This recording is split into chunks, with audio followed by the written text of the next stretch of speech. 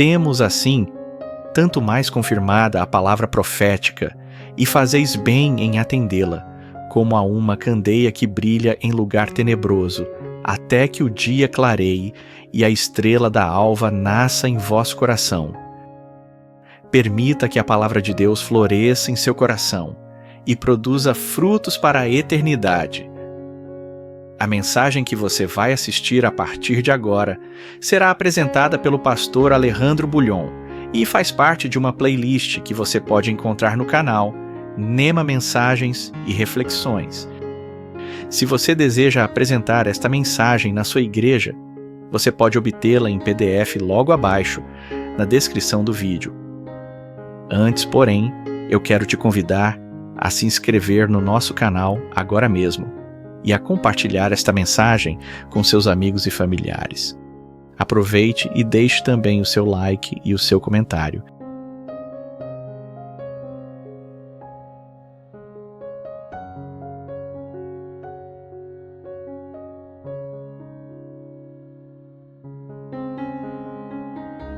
Vamos, com toda a reverência, inclinar o rosto para conversar com o nosso Deus.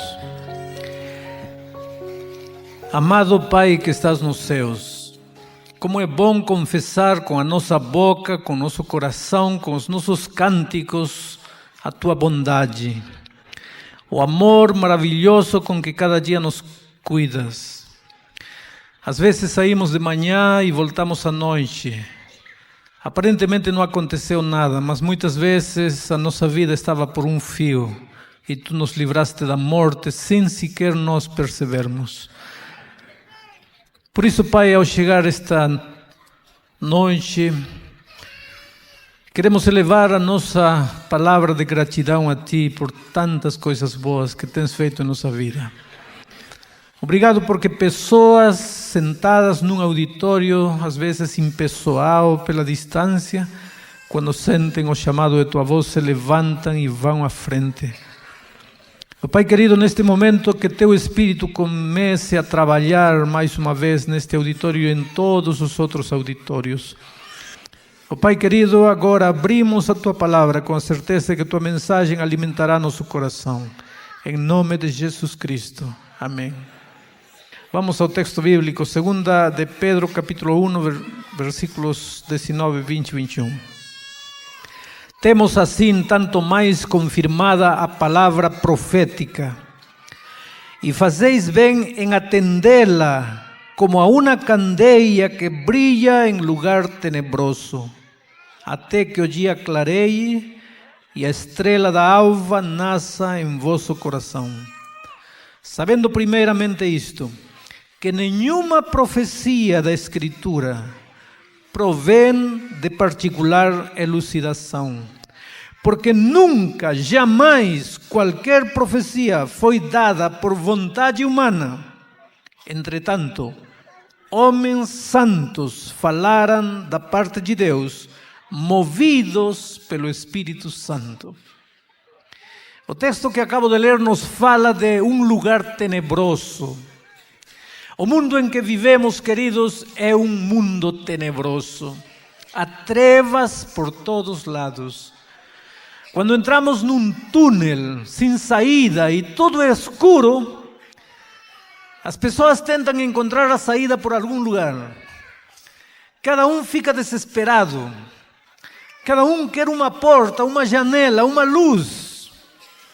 Estava viajando um dia de avião e de repente houve uma pane e as pessoas, eu entendi como são os acidentes. As pessoas morrem mais pelo pânico do que pelo próprio acidente. Lá em cima, no avião, aonde você vai sair? Mas as pessoas queriam sair. Sair para quê de lá? Mas as pessoas queriam sair.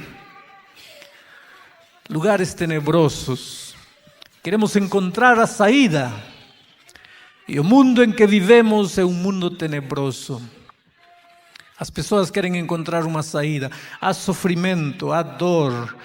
Os negócios estão indo mal. A família se está desestruturando. Outro dia Uma senhora disse: pastor, eu fui a uma mãe de santo, porque meu marido me abandonou com 3 filhos pequenos. E a mãe de santo diz que fizeram macumba com meu marido, que a mulher que hoje roubou ele de mim fez macumba. E agora eu preciso fazer outra macumba para contrarrestar o trabalho do inimigo.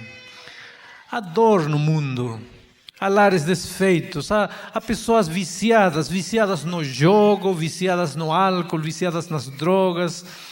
Às vezes você trabalha e quanto mais trabalho, menos dinheiro tem. Às vezes você não tem paz no coração.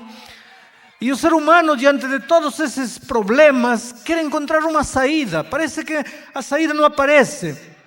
Então uns procuram a saída na macumba, outros procuram a saída nas pirâmides, outros procuram a saída nos cristais, outros procuram a saída na astrologia, no horóscopo, outros procuram a saída nas drogas, nos vícios.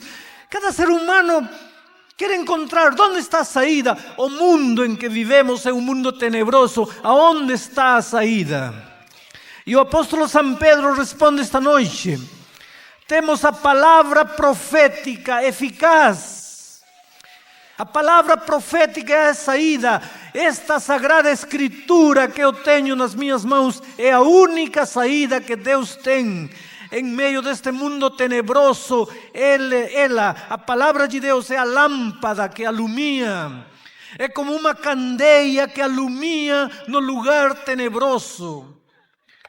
É a lanterna que serve para chegar ao nosso destino.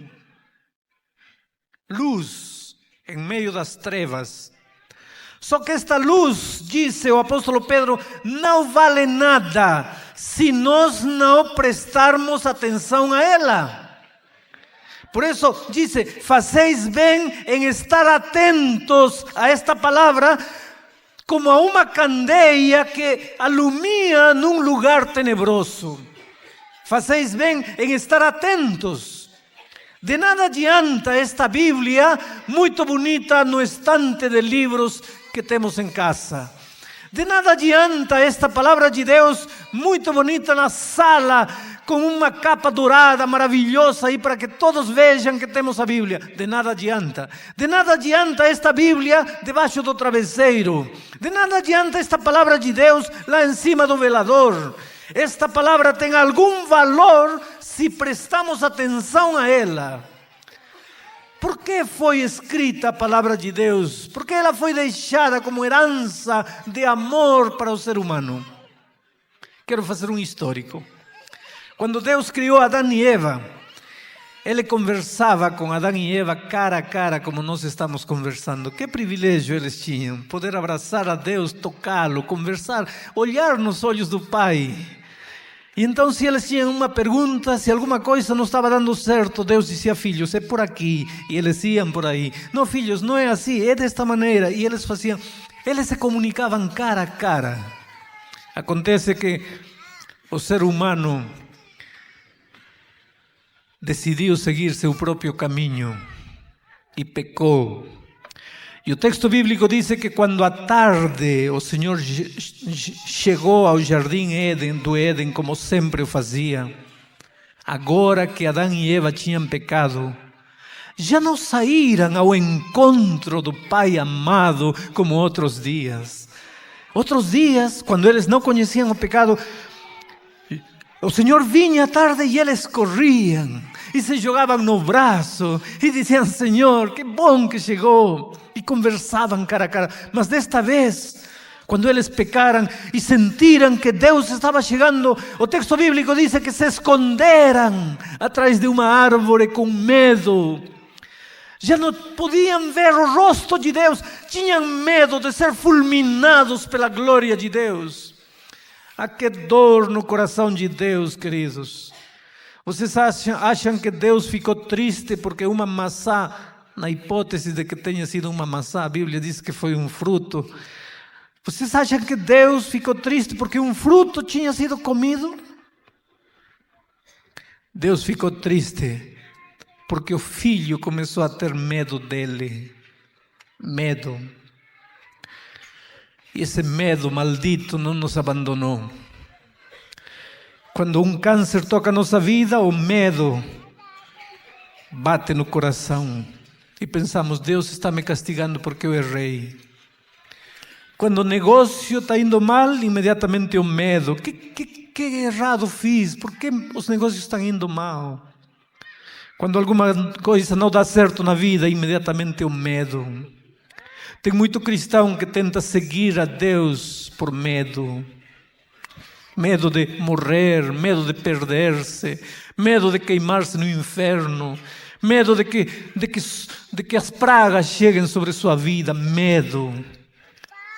Eu posso até entender que seres humanos queiram servir a Deus por medo, mas não posso entender que pregadores queiram levar a igreja a Jesus por medo. Isso não posso entender. Que seres humanos tentem seguir por medo, posso entender. Mas que líderes espirituais queiram levar as pessoas a Jesus por medo, não posso entender. Porque o medo foi fruto do pecado. Deus nunca quis que seus filhos tivessem medo dele. Deus queria que seus filhos corressem a seus braços e o abraçassem. Você é a coisa mais linda que Deus tem nesta vida. Eu já disse tantas vezes isso. Eu já tenho escrito tantas vezes isso. Você aí onde você está sentado, em qualquer país, em qualquer região deste grande Brasil, é a coisa mais linda que Deus tem nesta vida. Talvez você pode se perguntar, pastor, como posso ser a coisa mais linda se minha vida é uma vida completamente errada? Como posso ser a coisa mais linda para Deus? Eu larguei minha mulher e fui com outra, deixando meus filhos pequenos. Como posso ser a coisa mais linda que Deus tem se minha vida é uma droga? Está tudo errado. Estou mergulhado nos vícios. Sou um homossexual, sou uma prostituta. Eu não presto para nada. Minha mente está cheia de lixo. Como posso crer que sou a coisa mais linda que Deus tem nesta vida? Querido, eu te digo uma coisa. Deus não aceita o que você está fazendo. Não pense nem por um minuto que Deus aceita o que você está fazendo. Deus detesta o pecado. Deus não pode suportar o pecado. Porém, Deus ama você. Há uma coisa maravilhosa que Deus tem e que os homens não sabemos fazer. Deus sabe separar o pecado do pecador. Ele te ama. Ele tem um plano maravilhoso para a tua vida. Ele está com os braços abertos, esperando que você retorne a Ele. Ele quer que você venha por amor, que acredite que Ele ama você. Ele não quer que você venha a Ele por medo. Medo foi fruto do pecado. Adão e Eva se esconderam depois do pecado, tiveram medo. E a partir desse momento, Deus se comunicava com eles através da voz, mas já não podiam vê-lo. Eles tinham já medo de ver o rosto de Deus, mas pelo menos ouviam a voz. Mas a história foi correndo. E quando chegou o tempo de Israel, lá no Monte Sinai, Deus apareceu para falar mais uma vez a seu povo. E agora o povo teve medo até de ouvir a voz de Deus, porque eles correram a Moisés e lhe disseram: Moisés, por favor, fala para Deus que tudo o que Ele quiser falar para a gente, fale para ti, porque a gente tem medo de ouvir sua voz. Por favor, que não nos fale mais. Vejam que situação dolorosa. E agora, que seria do ser humano sem a palavra de Deus? Para onde vai o filho sem a palavra de Deus? A coisa mais linda que a gente tem nesta vida, às vezes, é um pai. Meu pai não amava Jesus, porém tinha palavras sábias. E aun quando eu já era adulto e pastor, muitas vezes me sentava diante de meu pai e dizia: Pai, por favor, me aconselha. E os conselhos de um homem velho me serviram de muito na vida. E hoje eu sou pai e fico muito feliz quando meu filho, já é um profissional adulto, às vezes me procura e diz: pai, preciso tomar uma decisão, o que devo fazer? Me ajuda. Um pai. Mas que será do filho quando não há pai para dizer: este é o caminho? Aonde iria o ser humano quando já não queria mais ouvir a voz do pai? Quando já tinha medo de olhar nos olhos do pai? O pai pensava: filho, o que vai ser da tua vida sem mim? Como você vai ser feliz sem as minhas palavras, sem os meus conselhos? Então Deus teve que tomar uma medida de emergência. Ele escolheu homens que viviam uma vida de comunhão maravilhosa com Ele. A Bíblia chama de santos homens. E deu para eles a mensagem. E ordenou que eles escrevessem, para deixar esses escritos como um legado de amor para a gente. Então hoje, quando você está triste e sozinho, e quando você pensa que está abandonado na vida, você pode ir e abrir a Escritura e ver o que Deus te disse. Mesmo que uma mãe se esqueça de seu filho, eu não me esquecerei de ti. Quando você está diante de um empreendimento e está com medo, se vai ou não vai, você pode abrir a palavra de Deus e o Pai te disse: olha, eu te peço que te esforces, não tenhas medo, sê corajoso, porque eu estarei contigo. Onde quer que fores, irei eu te acompanharei. E o Senhor tem aqui conselhos para todas as circunstâncias. Se a morte te arrebatou de um filho, aqui o Senhor Jesus disse: filho, não quero que você se entristeça como aqueles que não têm esperança. Se você está carregado de pecados e a consciência não te deixa dormir, e você acha que a morte é a única saída, que você já não merece perdão, você vai à Bíblia e encontra a palavra de amor que diz: filhinhos, estas coisas vos escrevo para que não pequeis. Mas se algum por aí tiver pecado, temos um advogado maravilhoso em Jesus Cristo. Esta é a palavra de Deus. Este é o conselho do Pai. Agora, de nada vale este livro fechado. De nada vale este livro guardado. E eu lhes digo mais ainda: de nada vale este livro apenas lido, apenas estudado. Este livro não é somente para ser lido, este livro é para ser obedecido, é para ser seguido. Por isso Pedro diz: fazeis bem em estar atentos à palavra profética. Este livro vai iluminar as trevas que envolvem tua vida, na medida em que você esteja disposto a obedecer o conselho divino. Mas, queridos, vivemos em tempos quando ninguém gosta de obedecer. Primeiro, porque nós, depois do pecado, já viemos a este mundo, todos nós, carregando a natureza pecaminosa que não gosta de obedecer. Uma natureza pecaminosa que é uma natureza por característica egoísta. Ama as coisas deste mundo, ama o lixo da vida. Que olhemos para um adulto e pensemos: esse é egoísta, parece lógico.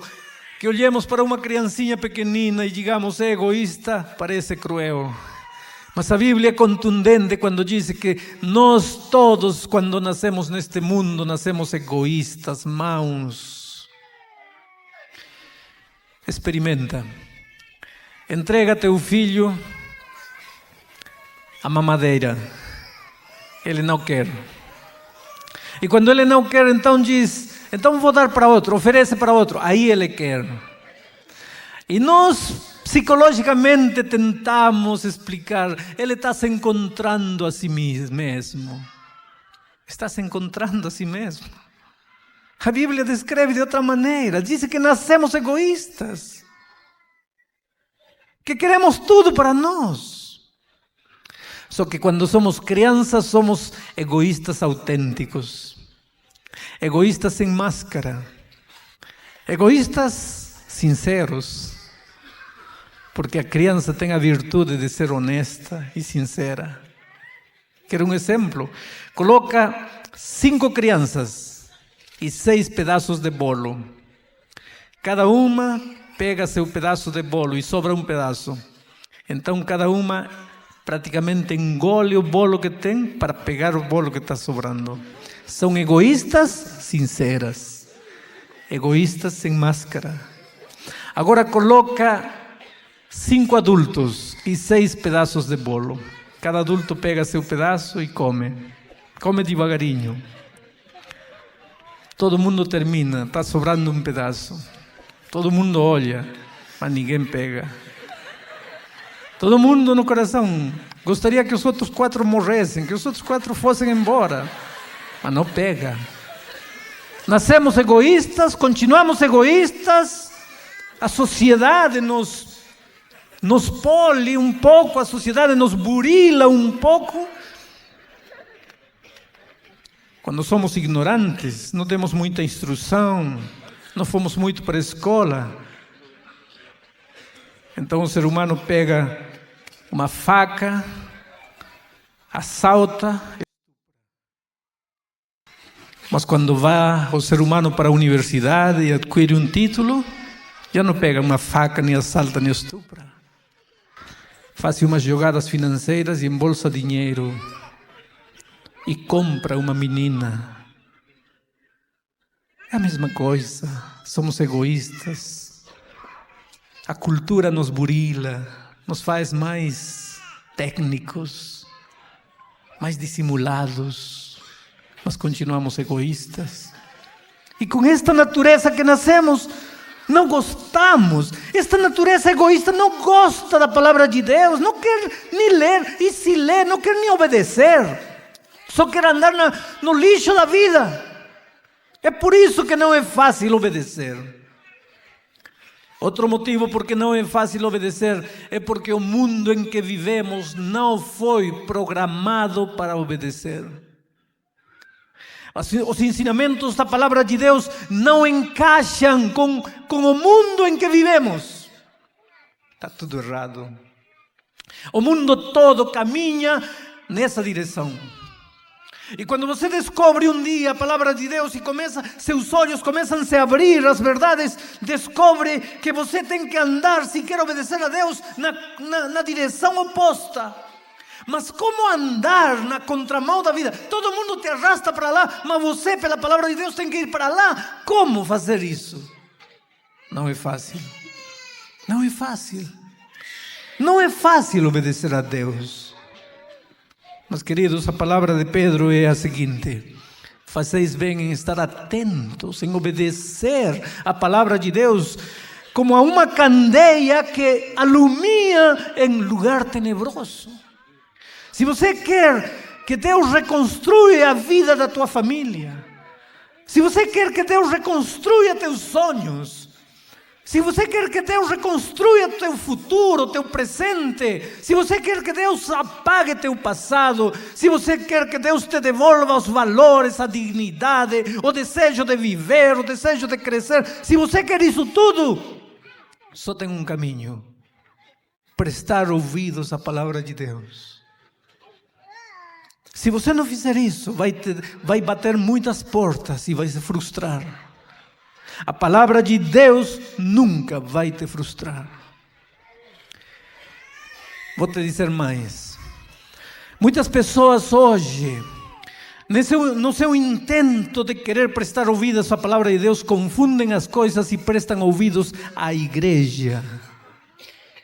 E pensam que assistindo à igreja já estão em paz com Deus. Só que a igreja não tem condições de resolver teus problemas. O único que pode resolver teus problemas é Deus através da sua palavra. E muitas vezes a igreja encontra que é difícil obedecer a Deus E é por isso que você vai encontrar neste mundo muitas igrejas que não estão dispostas a caminhar na contramão da vida, não estão dispostas. Então é melhor adaptar os ensinamentos da Bíblia para caminhar na direção que todas as pessoas caminham. A Bíblia não é para ser lida e acomodar os ensinamentos bíblicos à minha maneira de viver, não. A Bíblia é para ser lida e acomodar minha maneira de viver aquilo que a Bíblia diz. E isso nem sempre é fácil.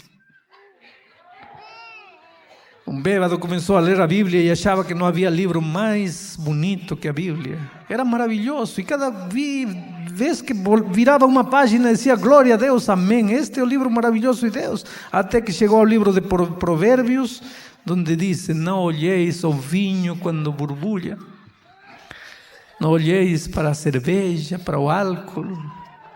E aí ele fechou o livro e disse: não pode ser inspirado. Inspirado enquanto convém, enquanto vem, combina com o que eu acho.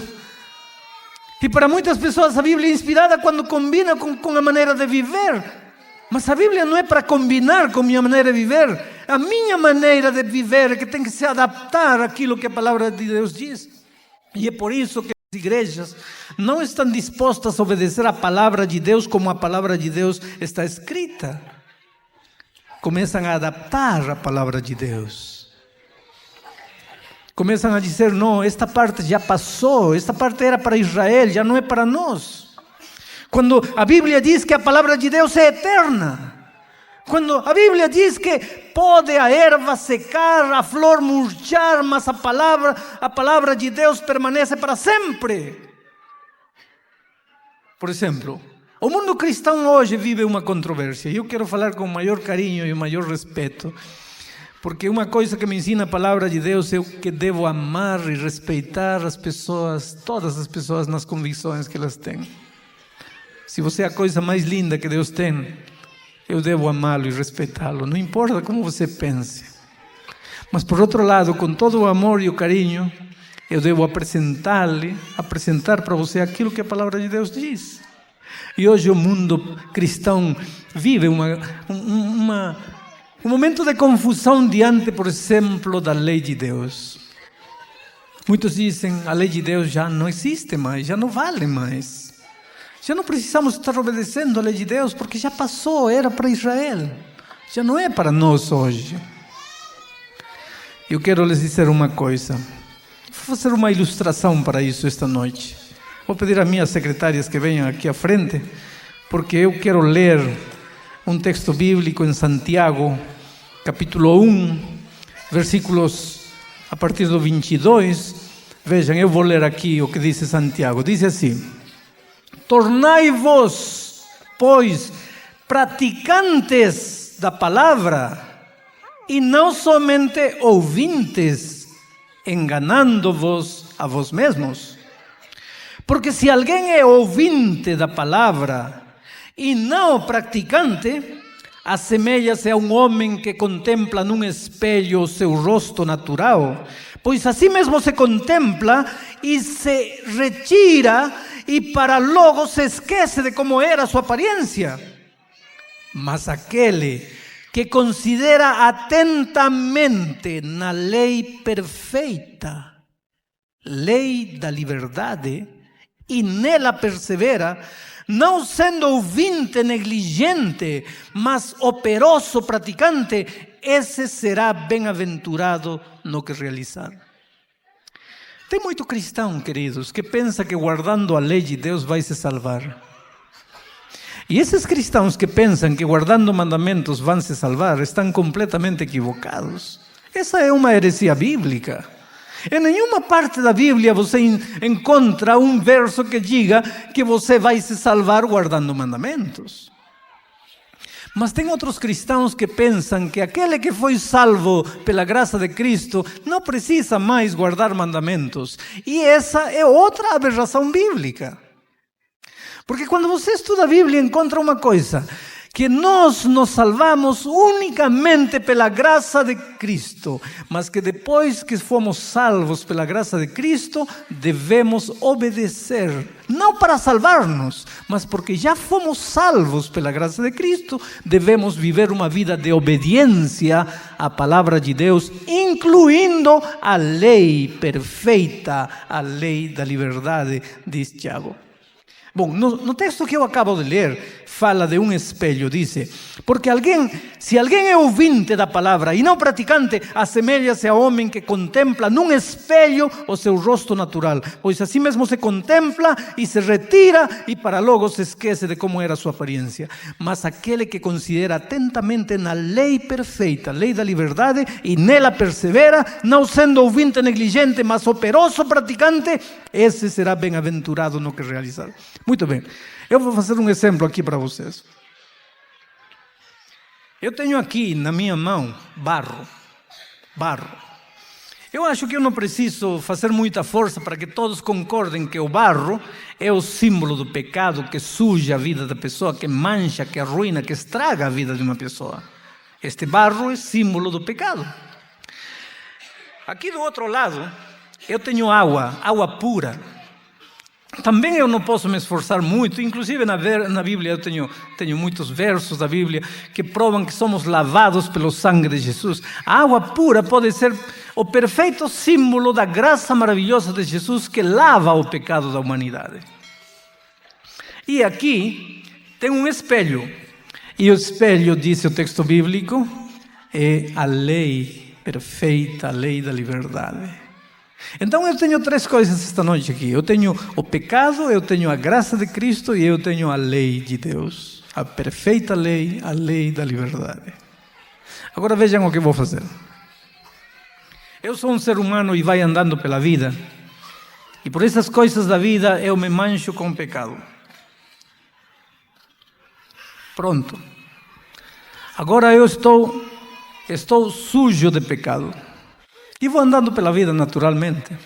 Sabem, a coisa mais cruel que o pecado tem é que a pessoa que pecou não percebe sua triste situação. Os outros percebem. Os outros se riem. Os outros fofocam entre eles. Olha, fulano, vivendo com 3 mulheres. Olha. Agora, o pecador anda feliz da vida, pensando que está tudo bem. Todo mundo está vendo, só ele não tem condições de ver. Sabe por que o pecador não percebe sua situação? Porque o pecador não tem condições de se olhar para si mesmo. Agora, se você vem e me diz, a tua cara está suja, a reação humana é olhar para você e dizer, a tua também. E não adianta nada, com isso eu não lavei meu rosto. Por isso Deus não deixou que nenhum ser humano venha e esteja apontando minha vida. Por isso me deixou sua palavra, e no coração de sua palavra, seus mandamentos. O apóstolo disse, como eu saberia que matar é pecado, se a lei não dissesse, não matarás? Como eu saberia que isto é pecado, se a lei não dissesse? Muito bem. Aí um dia eu andando pela vida, encontro a palavra de Deus, a lei. E ao encontrar a lei, por primeira vez na minha vida, eu percebo a tragédia da minha vida. Meus olhos se abrem à minha realidade. Mas que coisa! Como pude estar andando na vida assim? E eu conheço tanta gente que quando conhece a palavra de Deus, vem chorando e diz, pastor, como pude ter feito aquilo? Como pude ter abandonado meus filhos? Como pude ter vivido assim? O ser humano não percebe como pude ter feito isso. É que você não conhecia a palavra de Deus. Agora você encontra a palavra de Deus e encontra a lei que diz não matarás, não adulterarás, não farás isso. E aí percebe, que tragédia. Aí eu chego a uma conclusão, eu tenho que me lavar. Eu não posso andar assim. Então agora eu tento me lavar. Agarro a lei e com a lei tento me lavar. E o que acontece se eu quero me lavar com a lei?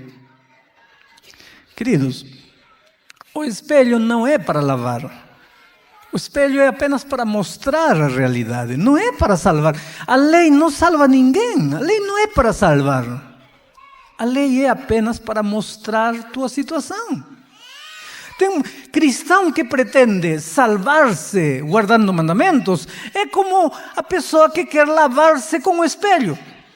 Em lugar de lavar-se, vai piorar sua situação, vai ficar mais sujo. A Bíblia me diz que o único que pode me lavar é a graça maravilhosa de Jesus. Então, eu vou à graça de Jesus. A água pura, que é a graça maravilhosa de Jesus. E aí sim minha vida fica limpa, porque só Jesus tem condições de lavar a vida do ser humano. Muito bem. Agora eu vou me enxugar esta toalha, não tem nada a ver com a ilustração, simplesmente para poder me pegar o microfone, preciso estar seco. Pronto.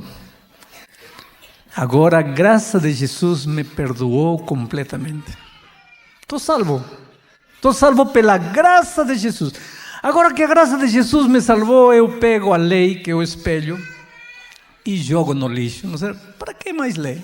Para que mais espelho? Já não preciso mais.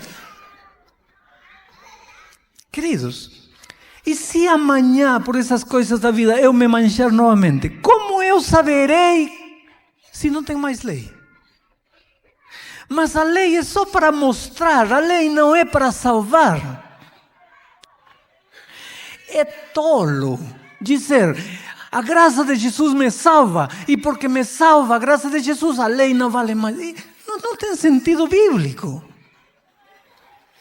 A graça tem seu lugar e é para salvar, mas a lei tem seu lugar e é para mostrar a vida. Por isso Paulo diz que a lei me leva a Jesus. A função é mostrar minha situação para ir a Jesus. Mas queridos, obrigado, podem ir. Nesta vida não é fácil obedecer. Porque se você abre a palavra de Deus e abre a parte onde estão os 10 mandamentos e os lê, você vai ver que não é fácil obedecer a palavra de Deus. E sabem por quê? Porque este mundo está programado para desobedecer a Deus. Vamos a pensar apenas num caso como no 4º mandamento, que fala: 6 dias trabalharás e farás toda a tua obra, mas o 7º dia, sábado, é repouso para o Senhor teu Deus. É fácil guardar o sábado nos dias em que vivemos? Não. Porque o mundo todo está programado para ir contra a vontade de Deus. Agora, um dia você descobre que o sábado é o santo dia do Senhor e quer guardar o sábado, vai começar a caminhar na contramão da vida. Todas as pessoas trabalham de segunda a sábado e descansam o domingo. E agora você quer trabalhar de domingo a sexta e descansar o sábado. Não consegue emprego. Não consegue nada. Então, já que é muito difícil obedecer a Deus, é melhor pegar a palavra de Deus e adaptá-la à minha maneira de viver. Porque ajustar minha vida à palavra de Deus é difícil, é muito difícil. E queridos, nunca foi fácil obedecer a Deus. Nunca. Eu estava na Estação da Luz aqui em São Paulo. Uma tarde, descendo do trem, muita gente entrando e subindo, em meio daquela multidão, ouvi uma voz de alguém: Pastor Bulhão, e olhei para todo lado. Quem me reconheceu no meio de tanta gente? Pastor Bulhão, e aí vi alguém levantando a mão: Pastor Bulhão. Nunca vi aquele rapaz na minha vida. E ele chegou perto de mim: O senhor é Pastor Bulhão? Sim. E ele me abraçou emocionado e disse: Pastor, pelo menos uma coisa boa neste dia para mim. Como tinha vontade de abraçá-lo, de conhecê-lo. Eu já tinha ouvido você na televisão, visto você em vídeo, mas nunca tinha tido a oportunidade de chegar perto. E ele me disse: Pastor, eu quero que faça uma oração comigo. Falei: tudo bem, me dá teu nome, eu vou orar por você. Ele disse: não, pastor, eu não quero que ore por mim, eu quero que ore comigo. Mas aqui, não tenho condições de orar aqui. como vou orar aqui? Tanta gente, não? E ele me disse, pastor, vem cá. E me levou atrás de uma coluna enorme. Me disse, ore aqui comigo. E ele me contou ligeiramente seu drama. Disse, pastor, há muitos meses estou desempregado, vivendo de biscate, fazendo um trabalho por aqui, outro trabalho por lá. Estou desempregado, perdi um grande emprego que eu tinha. Perdi o emprego para poder me batizar. Por causa do sábado, perdi o emprego. Mas eu me batizei. E nunca mais pude conseguir um bom emprego. Quando eu consigo um emprego e digo para o patrão, olha, mas a sexta-feira eu preciso sair às 5, porque sábado eu não posso trabalhar, aí acabou o emprego. Então, às vezes eu não falo nada. Espero chegar a primeira sexta-feira. Aí, quando chega às 5 da tarde, chego no patrão, por favor, eu preciso sair. Amanhã eu não posso trabalhar. Aí acabou o emprego. Só que, pastor, eu tenho uma família para manter. E vivo de biscate e não está dando para segurar. E esta manhã, pastor, eu saí de casa. E na geladeira somente havia um pedaço de repolho. E mais nada, não havia pão, não havia leite, não havia feijão, não havia arroz, não havia nada. Mas eu me ajoelhei e orei e disse, Deus, me abençoa neste dia. Eu abracei minha esposa antes de sair e disse, filha, eu vou voltar trazendo pão e leite. Com esse repolho, tenta fazer alguma coisa para as crianças, mas eu vou voltar trazendo pão e leite. Com o pouco dinheiro que tinha, paguei o bilhete do trem e cheguei aqui.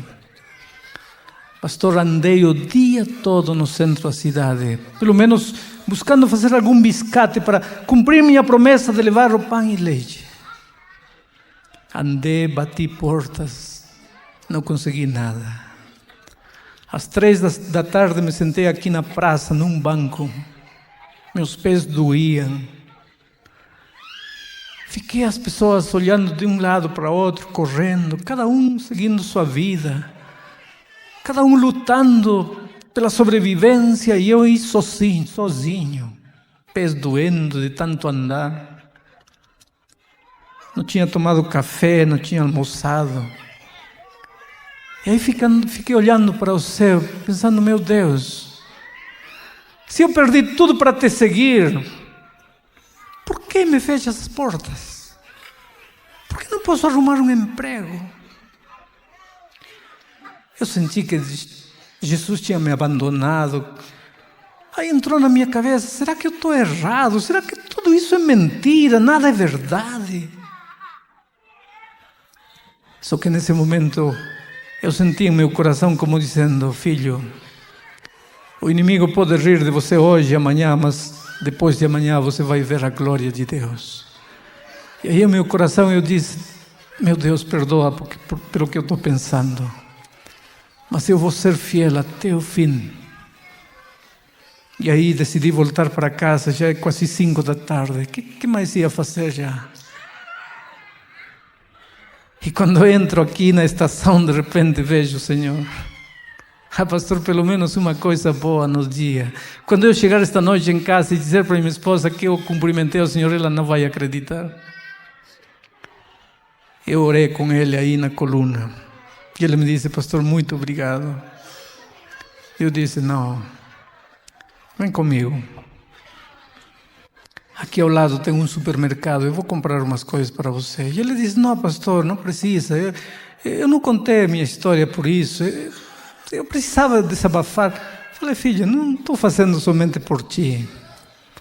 Eu estou fazendo também por mim.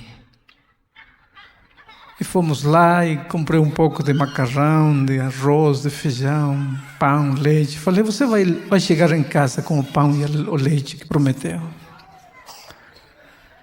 E depois, na estação, com a sacola na mão, ele começou a ir embora e virou e me disse, tchau, pastor. Eu fiquei olhando aquele homem. Nunca mais o vi na minha vida. Não sei nem como se chama ele. Só que eu fiquei olhando E não era um homem qualquer. Esse homem era você. Você que está aí. Que muitas vezes tem que andar na contramão da vida. Que tem que sofrer para obedecer a Deus. Que tem que renunciar para seguir a palavra de Deus. Não é fácil ser cristão. Não é. Mas eu tenho segurança, certeza em meu coração. Que neste momento, esse homem não está mais desempregado. Eu tenho certeza absoluta em meu coração que neste momento esse homem tem pão e tem leite, e tem feijão e tem arroz para os filhos. Porque eu conheço meu Deus. E o inimigo não pode rir de ti a vida toda. Poderá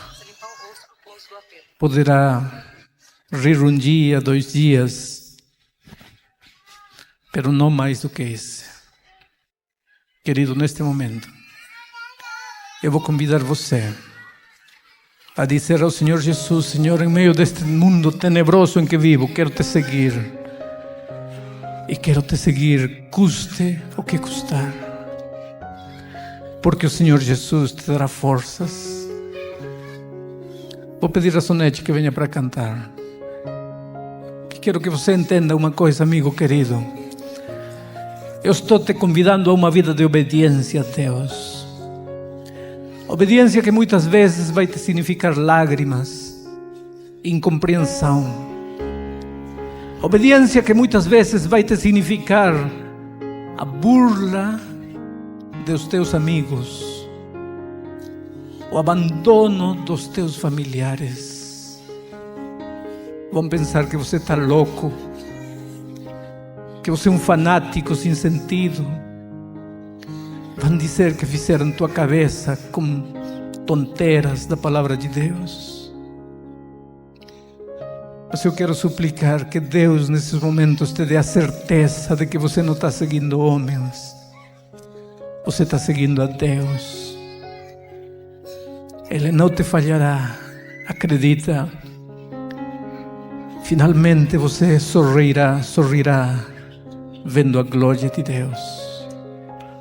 Aí onde você estiver, levante-se e vá para frente, aceitando Jesus enquanto a Sonete cantar e expressando a Jesus o desejo de ser fiel à sua palavra até o dia da volta de Cristo. E aqui neste auditório, eu vou pedir aos pastores que venham a me ajudar para receber as pessoas que tomarão sua decisão. E os pastores que estão nos diferentes auditórios também, neste momento, dirijam-se à frente para receber as pessoas que tomarão sua decisão.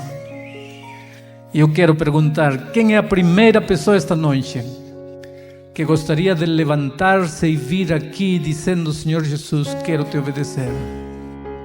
Custe o que custar, quero andar em teus caminhos. Neste mundo tenebroso, quero prestar ouvidos à tua voz. Quero usar a candeia que alumia em meio das trevas desta vida. Glória a Deus por essas pessoas que vão chegando.